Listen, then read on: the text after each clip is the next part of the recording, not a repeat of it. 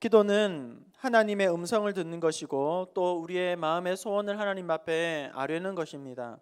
기도는 우리의 눈에 보이지 않지만 우리의 삶을 뒷받침하고 있는, 우리의 삶을 지탱하고 있는 강력한 힘의 동력이고 원천입니다. 기도하면서 우리는 우리의 소망이 하나님께 있음을 믿고, 우리의 은혜가 도우심이 하나님께 있음을 믿고, 능력이 하나님께 있음을 믿고 은혜를, 도움을 구하는 것이 바로 이 기도일 것입니다. 오늘 말씀을 통해서 다시 한번 이 기도에 대해서 생각해보고 우리의 기도를 다시 한번 새롭게 점검하는 귀한 시간 될 수 있기를 바랍니다. 이번 주간에 제 대학 후배 중에 그 대학 수학을 전공을 하고 이제 그 과외를 아주 잘하는 친구가 있어요.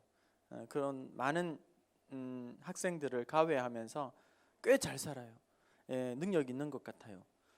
학원을 견영하는 것도 아닌데, 그런데 뭐 그거 이야기하려고 하는 것이 아니라 뭐 다른 우리 그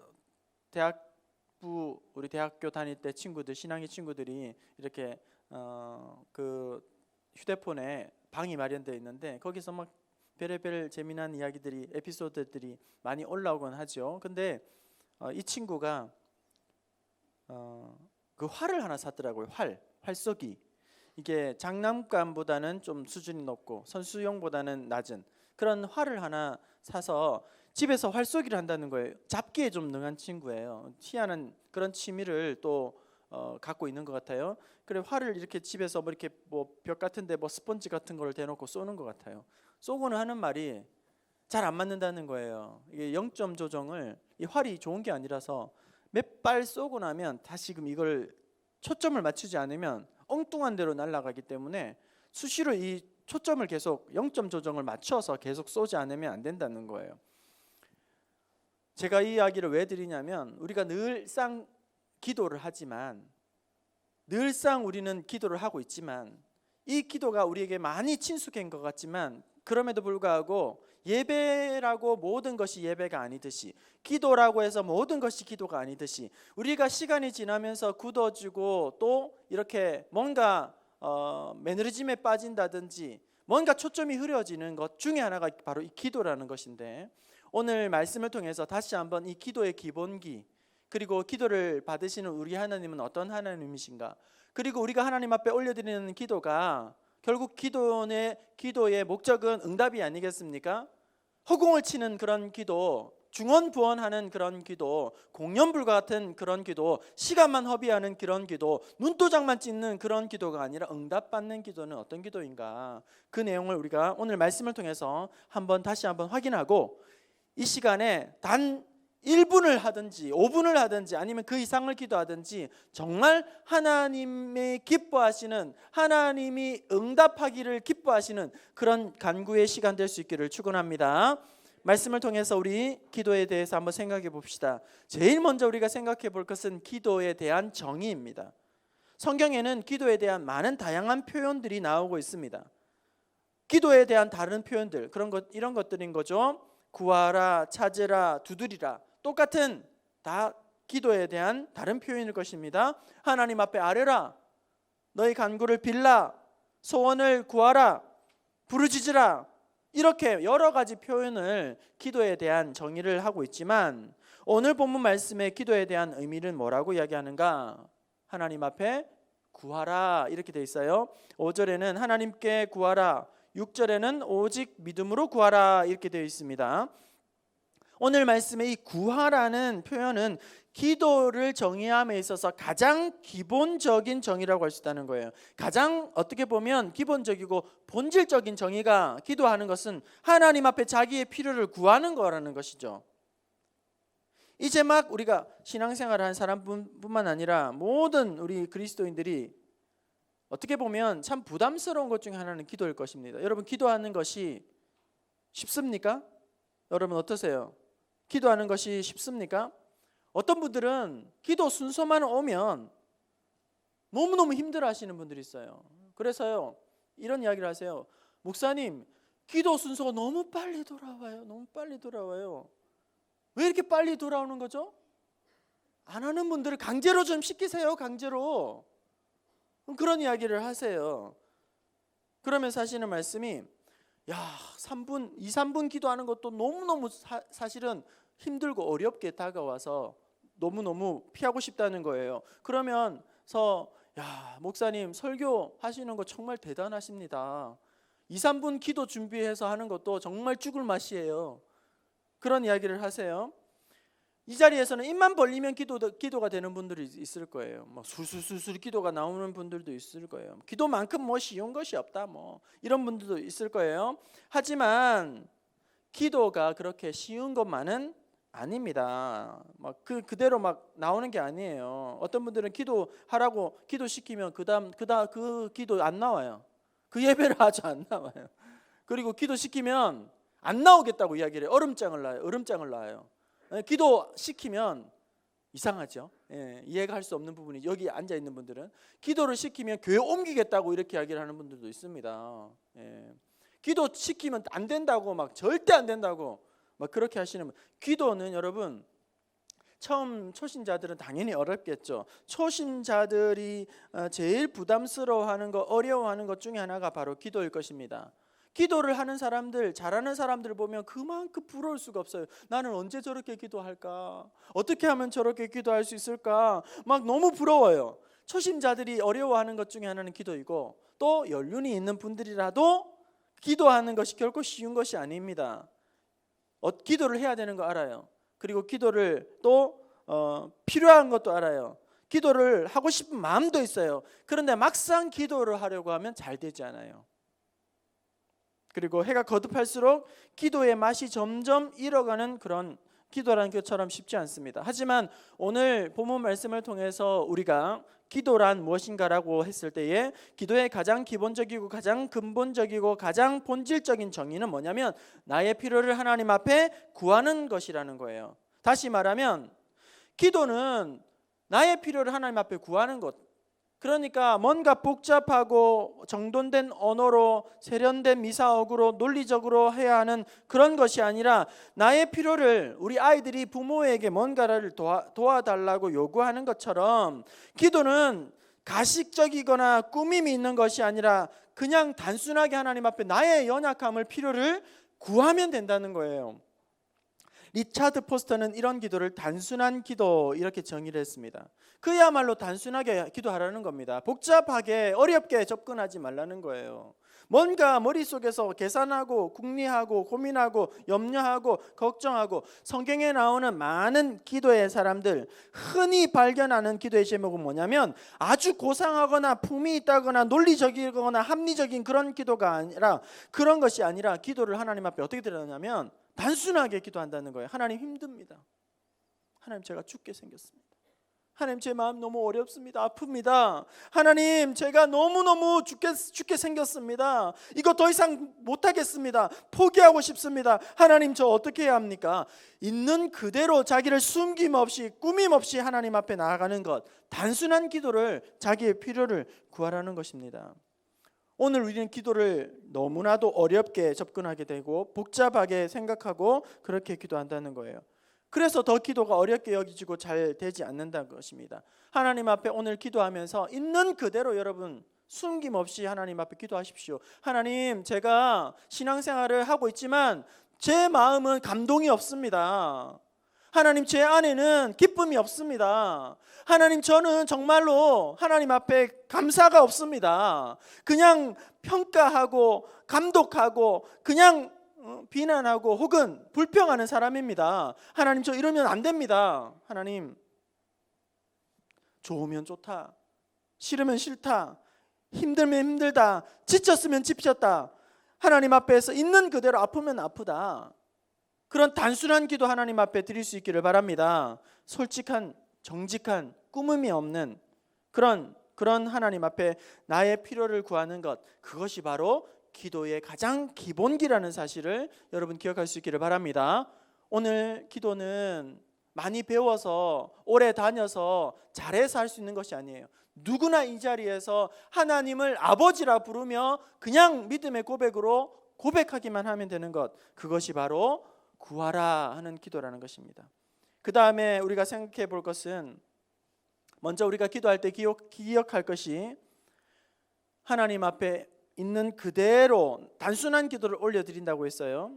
그런데 기도함에 있어서 우리가 기억할 것이, 이보다도 더 우리가 선행되어야 할 것이 있다면 기도의 내용보다 더 중요한 것이, 먼저 붙들어야 할 것이 있는데, 기도를 들으시는 우리 하나님은 어떤 분이신가 하는 거예요. 여러분, 누울 자리를 보고 다리를 뻗으라, 그런 말이 있죠. 부모들이 자녀들에게 좋은 것을 다 주고 싶어요. 할 수만 있으면 모든 것을 다 내어주고 싶어요. 우리의 자녀들이 만족스럽지는 않겠지만 다 부모 마음 똑같지 않아요? 뭐든지 다 주고 싶어요. 그런데 이 아이가 부모가 할 수 없는 그런 것까지 요구한다면, 부모의 어떤 경제적인 수준이라든지 뒷받침할 수 있는 수준이라든지 그게 한계가 있는데 그 이상을 자꾸 요구하게 된다면 본인 스스로도 그것이 못마땅할 것이고, 부모 입장에서도 그게 너무 가슴 아플 수밖에 없겠죠. 부모가 뒷바라지할 수 있는 수준에서 자기가 부모에게 도움을 청하는 것, 그것이 합당할 것이랍니다. 그렇죠?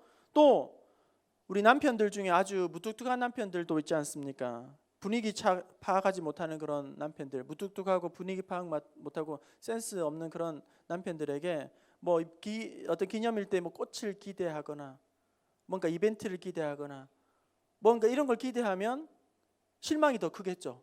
누울 자리를 보고 다리를 뻗어야죠. 안 될 거 뻔히 알면서 그거를 기대하는 것은 오히려 서로를 더 힘들게 하거나 상처 입기가 딱 좋단 말이에요. 그러니까 하나님 앞에 우리가 기도를 합니다. 기도를 하는데 기도의 내용보다 더 중요한 것은 그 기도를 받으시는 우리 하나님이 어떤 하나님이신가, 그것이 더 중요하다는 거예요. 기도를 함에 있어서 우리 하나님을 어떤 분으로 생각하면서 하나님 앞에 기도하는가, 그것이 더 중요한 출발점이 되어야 한다는 겁니다. 우리 하나님은 어떤 하나님이신가, 우리의 기도를 들으시는 하나님은 지금도 우리 곁에 계신 이 하나님이 어떤 하나님이신가. 우리 5절을 한번 읽어봅시다. 5절 다시 한번 읽어보겠습니다. 시작. 모든 사람에게 후히 주시고 꾸짖지 아니하시는 하나님께 구하라. 그리하면 주시리라. 우리 하나님은 어떤 하나님이신가? 간구하는 사람에게, 기도하는 사람들에게, 기도하는 우리에게 우리 하나님은 꾸짖지 아니하시고 주시되 어떻게? 후히 주신다. 넘치게 주신다. 우리 하나님은 능력이 한이 없으시다. 그 하나님께 구하라. 그러면 주시리라. 이렇게 말씀합니다. 우리 하나님 앞에 구하면 꾸짖지 아니하신다, 이렇게 기록을 하고 있어요. 우리가 기도합니다. 시도 때도 없이 하나님을 앞에 기도를 해도 좀 뭐 하나님 앞에 귀찮게 하는 것 같지만 결코 하나님은 꾸짖지 아니하신다는 거예요. 우리가 어눌하게 서투르게 그렇게 앞뒤도 맞지 않는 그런 기도를 드려도 우리 하나님은 그것을 꾸짖지 아니하신다는 거예요. 우리 하나님 앞에 기도하면 우리 하나님은 아무 염려하지 말고 기도하라는 거예요. 꾸짖지 아니하시기 때문에. 한 번씩 제가 교회에 있으면 장애를 가진 친구가 좀 뭐 어떤 여기에서 아시는 분도 있을 거예요. 그 어떤 친구가 와서 이런저런 이야기를 막 해요. 저한테 제 방에 바로 탁 들어와가지고 목사님 하고 들어와가지고 막 이렇게. 솔직히 제가 귀찮아요. 막 뭐 이런 이야기했다가 저런 이야기했다가 이 교회 갔다가 저 교회 갔다가 커피 한 잔 주세요. 막 이렇게 해가지고 제 시간을 사실은 뺏어 가거든요. 제가 그게 좀 불편하기도 하고 또 귀찮기도 하고 그래요. 또 어떤 분들은 와가지고 꼭 돈 달라고 하시는 분이 있어요. 몇 차례도 제가 준 적도 있어요. 상담하러 왔습니다. 상담하고 가면 되는데 결국 상담을 하고 바라는 게 있어요. 돈 달라는 거예요. 돈 달라고. 뭐 어디 가야 되니까 차비가 없다고 돈 달라고 그러고, 뭐 지방을 내려가면 이제 마지막인데 가야 되니까 차비를 달라고 하고, 뭐 병원에 저기 예상을 끊었는데 또 돈 달라고 하고, 뭐 상담을 하자고 해서 돈 달라고 하고. 제가 솔직히 이게 불편하죠. 부담스럽죠. 그래서 되도록이면 안 만났으면 좋겠다. 막 그래서 대충 뭐 어떻게 좀 하고, 돈 달라고 하면 또 이제 돈 더 이상 안 주고, 기도해서 돌려보내고. 아무튼 그런 친구들이 오긴 하는데, 우리 하나님 앞에 기도할 때 우리 하나님은 결코 우리를 꾸짖지 아니하시고 우리를 외면하지 아니하신다는 거예요. 필요를 구하기만 하면 언제라도 내가 들어주마. 필요를 구하면 언제라도 나에게 말을 해라. 그렇게 우리 하나님이 말씀하신다. 후히 또 우리 하나님은 꾸짖지 아니하실 뿐만 아니라 우리에게 후히 주신다고 그렇게 말씀을 합니다. 우리 하나님은 간구하는 자에게 결코 인색하지 않는 분이세요. 여러분, 저는 생색을 내는 사람들 별로 안 좋아합니다. 그리고 허세 부리는 사람도 굉장히 저는 좀 불편해하고 안 좋아하는, 제 체질이 그래요. 생색을 내거나. 그래서 뭐 이렇게 제가 뭔가 부탁을 했는데 그럼 뭐 줄래? 이런 사람들하고 저는 좀 상대를 하고 싶지 않아요. 그렇게 또 신학생들 중에서도 좀 자료를 좀 달라, 공부할 수 있는 자료를 좀 달라, 뭐 이렇게 자료를 달라 그러면 내가 이거 줄게, 네 뭐 줄래? 그래요. 그럼 저는 그 친구랑 더 이상 교제하잖아요. 아니, 주의 영광을 위해서 더 유익하게 섬기게 원해서 자료를 필요하면 나도 주고 너도 주고 아낌없이 주는 거지. 내가 이거 좋은 거 줄 테니까 너 뭐 줄래? 저는 이런 사람들하고 별로 교제를 하고 싶지 않은 사람이에요. 예. 부탁을 했는데 생색을 낸다? 왠지 좀 기어 들어가게 만들고 굽신거리게 만든다? 아, 나랑 이 사람은 안 맞는구나, 교제하면 안 되겠다. 저는 좀 멀리하는 그런 사람이에요. 우리 하나님은 어떤 하나님이신가? 하나님 앞에 간구하면 결코 우리 하나님은 후히 꾸짖지 아니하실 뿐만 아니라 넘치도록 우리에게 안겨를 주신다는 겁니다. 하나님께서 결코 우리에게 주실 때는 부족함이 없으시고 아낌없이 차고 넘치도록 그렇게 이해타산적으로 우리에게 주시는 것이 아니라 네가 이만큼 헌신하니까 내가 이만큼 줄게, 네가 이만큼 봉사하니까 이만큼 줄게, 네가 이렇게 예배드리니까 내가 이만큼 줄게, 그런 이해타산적으로 우리 하나님이 주시는, 거래하시는 하나님이 아니라 우리 하나님 앞에 구하면 하나님은 꾸짖지 아니하실 뿐만 아니라 우리의 기대와 우리의 소원보다 더 풍성하게 우리에게 부어주신다는 거예요. 그러니까 우리가 하나님 앞에 기도를 해야 되지 않겠습니까? 서양 유머 중에 이런 것이 있다고 합니다. 어떻게 하면 하나님을 웃게 만들까? 여러분, 어떻게 하면 하나님을 웃게 만들 수 있을까요?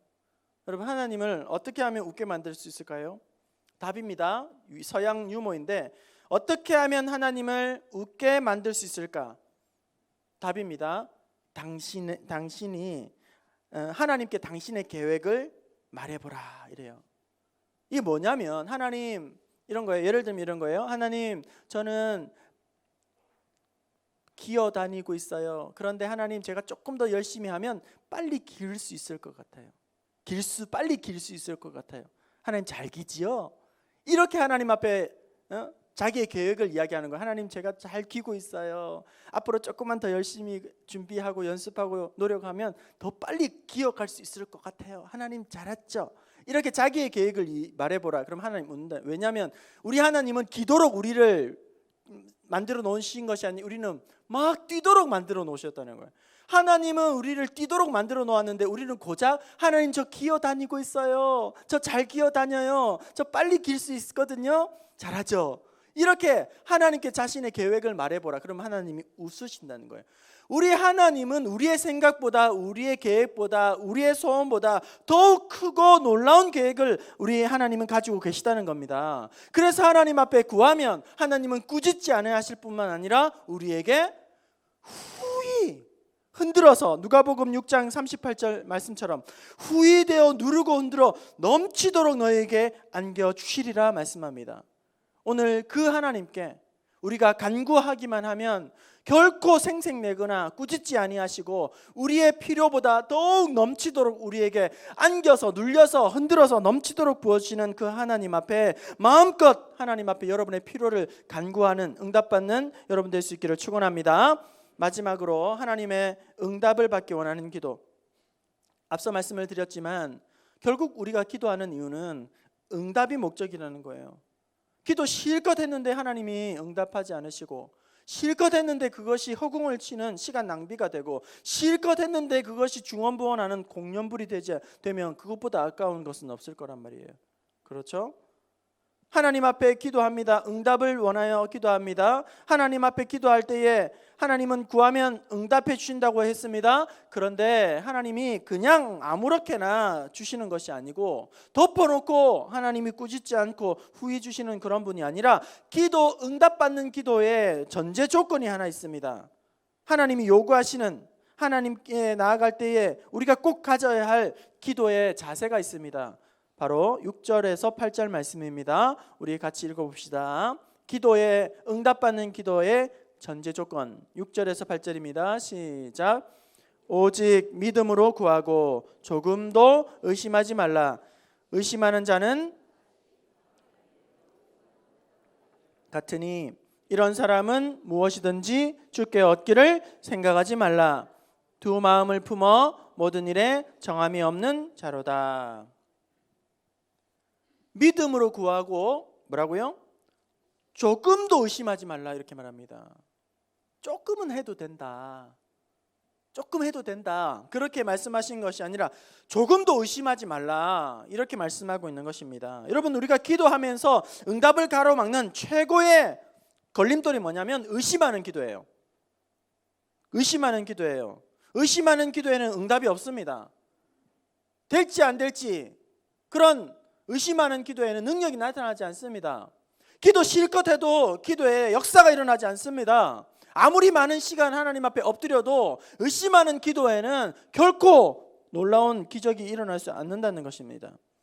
기도할 때에 반드시 하나님은 우리 가운데 함께 하시고 우리의 기도를 들으시고 하나님은 반드시 그것을 응답하여 주시고 약속해 주셨다. 그런 것을 흔들지 않는 믿음을 가져야 한다는 거예요. 종종 제가 이런 말을 듣습니다. 목사님, 기도해도 응답이 없어요. 기도를 하는 사람도 기도를 안 하는 사람도 똑같은 것 같아요. 하나님, 기도를 해도 달라지는 것이 없어요. 하나님, 기도를 해도 목사님 기도를 해도 소용이 없어요. 소용이 없어요. 여러분 이것이 무엇을 의미하는 거죠? 이미 그 마음에 기도에 대한 불신앙이 있는 거예요. 기도를 해도 달라지는 게 없어요. 기도를 해도 안 하는 것 하는 사람은 다 똑같아. 기도 응답에 대한 어떤 믿음이 없으니까, 확신이 없으니까 기도를 그렇게 생각하면서 하는 거죠. 그러니까 7절에 뭐라고 기록하고 있습니까? 이런 사람은 무엇이든지 주께 얻기를 생각하지 말라. 때를 쓴다고 되는 것이 아니에요.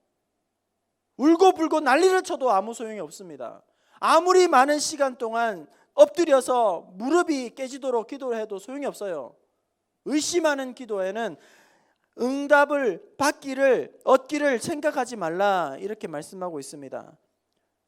하나님이 능력이 없어서가 아니라 우리의 믿음이 없어서 우리의 의심하는 기도를 하나님 앞에 드리기 때문이죠. 우리 하나님은 능력이 한이 없으시는 분이십니다. 능치 못함이 없는 분이십니다. 할 수 있거든이 무슨 말이냐? 믿는 자에게는 능히 하지 못할 일이 없느니라 하시니라. 이 약속을 붙잡고 하나님 앞에 간절히 기도하면 하나님이 그 약속으로 응답하여 줄 줄로 믿습니다. 우리가 응답받지 못하는 이유가 어디에 있습니까? 장애물이 어디에 있습니까? 우리가 늘 경계해야 할 것이 무엇입니까? 의심하는 기도라는 거예요. 이 의심이라는 본뜻은 저울질한다라는 뜻이 있어요. 저울질. 그러니까 문제가 해결이 될까 안 될까 저울질을 한번 해보는 거죠. 이것이 될지 안 될지, 될 것 같기도 하고 안 될 것 같기도 하고, 그렇게 저울질을 하면서 하나님 앞에 기도를 한다는 거예요. 이렇게 해도 좋을 것 같고 저렇게 해도 좋을 것 같고 여러저러한 방법들을 간구하면서 하나님 앞에 기도를 한다는 겁니다. 언젠가 조영기 목사님이 그런 말씀을 하세요. 바다에서 그 굴을 파고 들어가 있는 그 갯벌에서 개를 잡을 때 개를 구멍을 파고 계속 들어가면 못 잡는다. 왜 못 잡느냐면 개는 구멍을 두 개를 뚫어놓고 이쪽으로 저쪽으로 피하기 때문에 개 구멍을 이렇게 파고 들어가서는 개를 못 잡는다는 거예요. 다른 구멍으로 도망치기 때문에. 그 개를 잡으려면 어떻게 해야 되냐면 구멍을 하나 일단 막아놓고 시작해라. 출구를 막아놓고 그냥 계속 파고 들어가면 잡힌다. 두 구멍을 다 열어놓고 해보려고 하니까 그것이 성취가 안 된다는 거예요. 오늘 8절 말씀에 두 마음을 품은 자가 정함이 없다고, 그런 사람은 얻기를 바라지 말라고 그렇게 이야기합니다. 두 마음이라는 것은 그것이 뭐냐면 산만한 기도라는 거예요. 기도하면서 하나님을 바라보아야 되는데, 초점을 맞춰야 되는데 초점이 맞추지 않고 그것이 잡념이 가득 찬 그런 기도를 한다는 거예요. 남들이 나를 보면 뭐라고 할까? 내 기도를 들으면 어떻게 할까? 남들이 옆에서 어떻게 보고 있지? 그런 잡념 위로 다른 생각으로, 산만한 마음으로, 나눠진 생각으로 두 마음을 품고 하나님 앞에 기도하게 되면 결코 얻기를 바라지 말라는 것입니다. 응답받지 못하는 기도는 의심하면서 하나님 앞에 기도하는 것입니다. 또 한 가지 응답받지 못하는 기도는 죄의 문제가 해결되지 못했을 때. 이사야 59장 1절과 2절 말씀. 왜 기도해도 우리가 응답받지 못하는가? 여러분 자신 한번 생각해 보세요. 기도하는데 왜 응답받지 못하는가? 죄의 문제를 여러분 다루지 않으면 안 된다는 겁니다. 우리 같이 읽어보겠습니다. 여호와의 손이, 시작. 여호와의 손이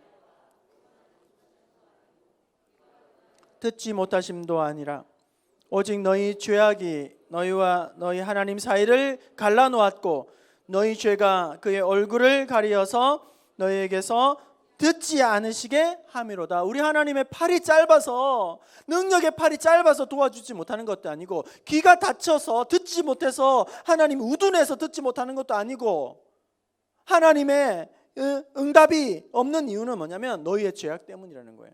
하나님, 왜 하나님 나의 이 간구를 들어주지 않는 겁니까? 하나님 탓하기 전에 자기를 돌아보아야 한다. 자기의 죄악을 돌아보아야 한다는 겁니다. 우리가 하나님 앞에 어렸을 때에, 우리 초등학교 유치부 때에 기도할 때에 기도의 순서, 기도선 아멘 이렇게 하잖아요. 아멘. 쉽게 기도하잖아요. 그죠? 아빠 손가락, 하나님 아버지, 아빠 부르고, 엄마 손가락, 엄마는 항상 감사하니까 하나님 아버지 감사합니다. 이거 주셔서, 이런 은혜 주셔서, 지켜주셔서, 나오게 하셔서 감사합니다. 세 번째 손가락, 이거는 제일 튀어나왔잖아요. 잘난 것도 없으면서 튀어나왔잖아요. 까불고 있잖아요. 하나님 잘못했어요. 제가 교만했어요. 잘못했어요. 용서해 주세요. 회개의 기도 드려라. 하나님 아버지 감사합니다. 잘못했어요. 그 다음에 이 네 번째 손가락은 간구. 하나님 도와주세요. 도와주세요. 간구의 기도. 마지막은 약속. 예수님의 이름으로 기도합니다. 아멘. 그래 우리 초등학교 하나님 아버지, 아빠 손가락 아버지 불러, 엄마 손가락 감사합니다. 감사하는 거야. 세 번째 잘못했어요. 하나님 잘못했어요. 그 다음에 간구. 하나님 저의 연약함을 도와주세요. 기도하면서 우리가 그냥 다이렉트로 하나님 도와주세요. 하나님 이게 필요합니다. 하나님 제가 이것이 지금 너무나도 절실합니다. 그렇게 기도하는 것이 아니라 죄의 문제를 다루어라.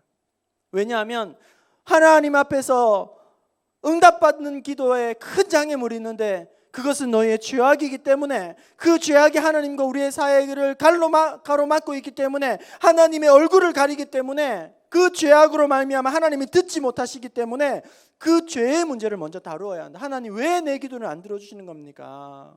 하나님 왜 저의 기도를 안 들어주시는 겁니까? 그렇게 말하기 전에 여러분이 하나님 앞에 죄의 문제가 있는지, 뭔가 하나님 앞에서 잘못된 것이 있는지 그걸 먼저 다루어내야 한다는 겁니다. 그걸 처리해야 한다는 거예요. 그것을 다루지 않기 때문에 하나님과의 관계가 지금 단절되어 있기 때문에, 하나님과의 관계가 깨어져 있기 때문에 아무리 하나님 앞에 기도해도 그거 하나님 들을 수 없기 때문에 응답이 없다는 겁니다. 죄의 문제를 먼저 다루라는 거예요. 데이비드 글렌이라는 사람이 쓴 우리 아이를 위한 엄마의 기도라는 것이 있어요. 책이 있습니다. 우리 아이를 위한 엄마의 기도. 우리 어머니들 한번 들어보세요. 우리 아이를 위한 엄마의 기도 중에 이런 내용이 있습니다. 어떻게 기도하라? 하나님 아버지, 우리 아이들이 죄를 지었을 때에 말씀 안에서 죄가 드러나게 하옵소서. 하나님 아버지, 우리 아이들이 죄를 지었을 때에 말씀 안에서 그 죄가 드러나게 하옵소서. 죄가 드러나지 않으니까 안심하는 거예요.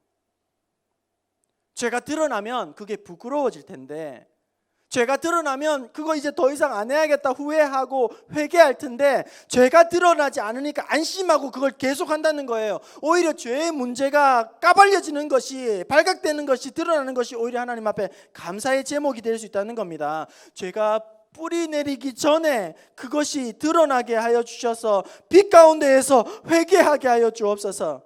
하나님 그 문제를 고쳐, 여러분 하나님께서 그걸 드러내는 것은 고치겠다는 사인이에요.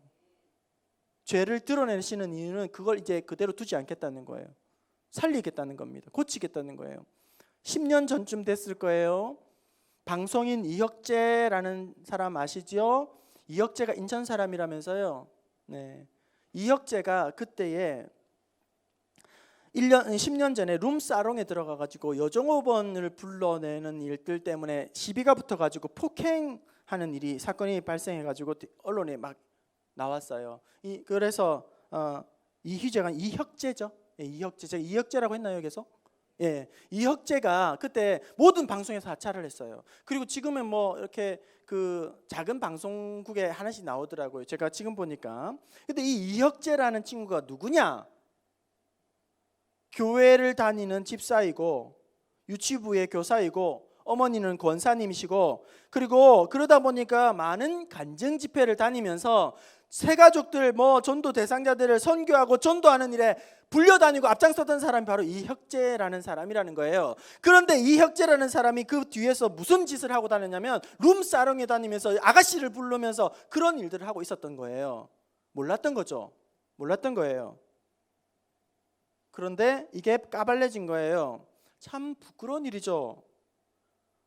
보세요. 왜 그 인간적인 눈으로 보게 되면 사람들에게 손가락질을 받는 일이고 스스로 너무나도 비참한 일이고 부끄러운 일이고 비난받아야 될 일이고, 그가 하던 모든 방송에서 하차하면서 돈줄이 끊어지면서 경제적인 어려움을 만나야 되는 일이고 하나님의 영광을 가리는 일이고 너무나도 불명예스러운 그런 일이죠. 하지만 저는 생각합니다. 그 개인에게는 은혜다. 그게 드러나지 않으면 간증 집회 숱하게 다니고 교회마다 다니면서 하나님의 은혜 증거하면서 다니면서 뒤에서는 호박씨 까고 계속 룸사롱 다니고 안 걸리니까, 얼마든지 그렇게 해도 먹고 사는데 문제 없으니까 하나님께서 그걸 건드리신 것은 이혁재 살리시려고. 이제 더 이상 그거 하지 마라. 너 그거 하는 거 아니야. 너 어렵지, 힘들지, 부끄럽지. 하지만 그거 이제 청산해야 될 때다. 죄가 드러나게 하신 것은 고치시겠다는 거예요. 죄가 드러나게 하신 것은 그 사람 살리겠다는 겁니다. 여러분, 죄가 드러나지 않는 것에 안심하지 마십시오. 죄가 드러나지 않는 것에 여러분 안심하지 마십시오. 내 가족이 모른다는 사실에 대해서 여러분 안심하지 마십시오. 그게 나를 살게 하는 것, 나를 죽게 하는 거예요. 하나님 아버지, 우리 아이가 죄를 지었을 때에 말씀 안에서 그것이 드러나게 하옵소서. 오늘 우리가, 저와 여러분이 죄를 지었을 때에 하나님 그 죄가 말씀 안에서 까발려지게 하여 주옵소서. 그게 부끄럽지만 그게 사는 길이라는 거예요. 우리 하나님이 이제는 그 사람 살리려고 그것을 의도적으로 드러내게 하시는 것이라는 겁니다. 죄를 지었는데도 아무 문제 없다? 그게 오히려 위기예요. 사기쳐고 우리 학생들 학교에서 시험 좋은 성적 받아야 되니까 컨닝 페이퍼 만들어서 컨닝했어요. 안 걸렸어요. 다행히. 좋은 성적 나왔어요. 그러면 어떻죠? 감사해야 될까요? 좋은 성적 나왔으니까, 컨닝을 하고도 안 걸렸으니까 그거 땅을 치고 후회할 일이란 말이에요. 컨닝을 했으면 걸려야 되는 거예요. 그래야 그게 끝나는 거죠. 안 걸리니까 앞으로 또 할 가능성이 또 있어요.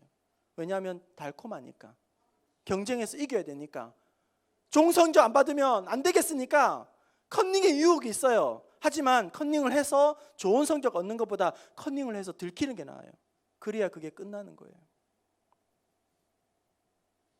우리의 마음대로 다 돼버리면 얼마나 우리가 하나님 앞에 기고만장해지겠습니까? 우리의 생각대로, 우리의 계획대로, 우리의 정욕대로 모든 일들이 다 처리해야 된다면 우리는 어떻게 되겠습니까? 죄로 먹고 마시면서도 하나님을 찾지 않을 거예요. 잘못되면 틀어막히는 것이, 잘못되면 부끄러움 당하는 것이, 들통나는 것이, 그것이 하나님의 뜻입니다. 여러분, 하나님의 가장 무서운 심판 뭔지 아십니까? 하나님이 침묵하시는 거예요.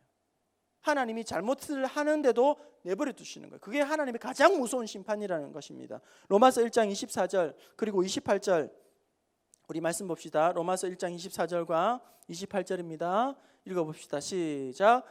그러므로 하나님께서 그들을 마음의 정욕대로 더러움에 내버려 두사 그들의 몸을 서로 욕되게 하게 하셨으니, 또한 그들이 마음에 하나님 두기를 싫어하며 하나님께서 그들을 그 상실한 마음대로 내버려 두사 합당하지 못한 일을 하게 하셨으니.